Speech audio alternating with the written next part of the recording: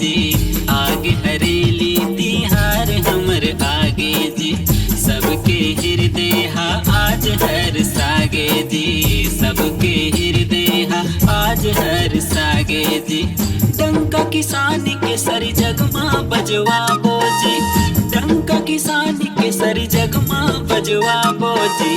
बने धूमधाम ले हरे लीला मना बोजी।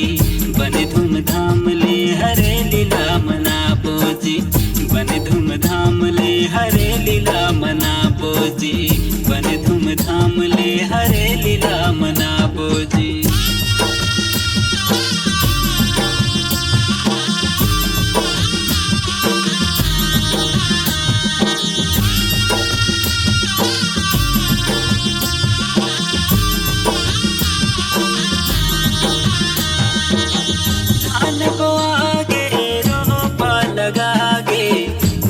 सिरागे जांगर टोर पुता करके किसान आज थिरागे।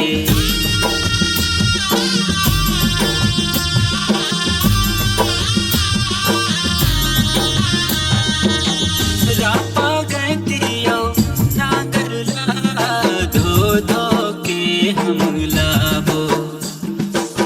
चाउर के चीला ओ नरियर देव धामी मनाबो। झिरमिर बरसावत सावन अधियागे जी। झिरमिर बरसावत सावन अधियागे जी। आगे हरेली तिहार हमर आगे जी। आगे हरेली तिहार हमर आगे जी।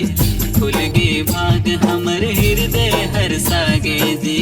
खुल गे भाग हमर हृदय हर सागे जी। बने धूमधाम ले हरे लीला मना बोजी। बने धूमधाम ले हरे लीला मना बोजी।